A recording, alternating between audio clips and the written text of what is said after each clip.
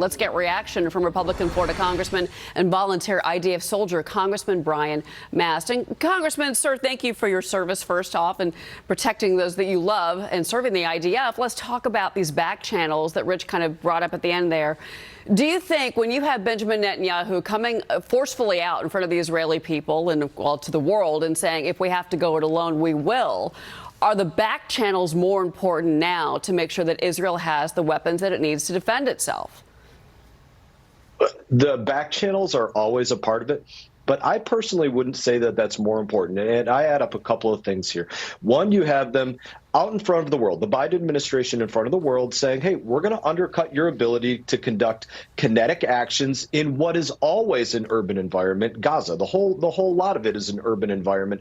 But what that undercuts even more than that is the ability of Israel to go out there and conduct negotiations with anybody with a strong hand to say, give us back Israeli hostages, give us back American hostages, but hey, sorry, we no longer have the full backing of the United States of America. That is the biggest undercut that I see in this, and that isn't fixed with just back channeling. These bombs that we're talking about, and this is what the Biden administration targeted, these are the large-scale bombs, 2,000-pound bombs, 500-pound bombs. Can the Israelis effectively move on Rafah without this ammunition? Look, I've operated on the ground in places very specifically where U.S. jets have dropped 500-pounders, 2,000-pounders, and we still have to go in there afterwards and make sure that the enemy was eliminated, and quite often they're not. And the point that I'm making here is those sound like really big numbers to people, but they're not as big as you think when you're actually on the ground conducting operations. Israel needs these. They're delivered in a way that makes them precise weapons so that they can hit the targets in a very small area that they need to hit so that they try to eliminate those civilian casualties. And let's not forget about the MO of the Gaza Run Health Agency, the Palestinian Authority, UNRWA, and the administration as a whole. They like to take for granted that what those entities say is somehow truth and gospel, when the fact of the matter is, we know, you look back at the Al Aliyah hospital bombing, right? They said it was Israel that dropped a bomb from a jet. It wasn't. It was a Palestinian Islamic Jihad rocket that hit a parking lot at a hospital, not even the whole hospital, but the whole world went up in arms. This is the same kind of situation that we see playing out here, and they're more than happy to do it. Let's talk about the politics of this. And I bring this up because yesterday morning on a network news program, Vermont Senator Bernie Sanders, himself a Jewish man, brought this up. And he said that President Biden was being hurt politically because of his shift now in his tone when it comes to Israel. How big of a problem do you think the president has right now?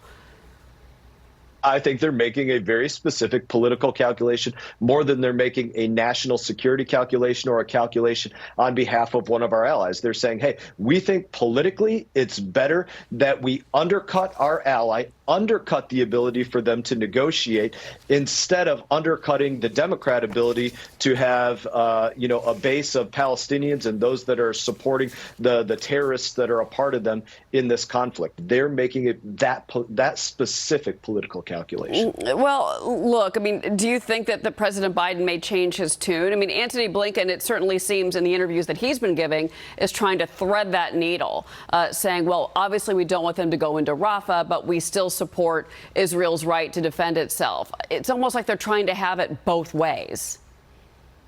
I mean, you're not wrong in that at all. Will he try? 100%. He'll probably give one speech of one version in Miami, Florida, and another speech of another version in Detroit, Michigan. And in one, he'll say, hey, we're doing everything that we can to restrain Israel and hold them back. And another one, he'll say, hey, we're doing everything. We've had Israel's back the whole way, the entire time. Nobody's been a stronger ally. And you can go back and look at it interview after interview where they say one thing and then they say another and say one and say another. That is their MO.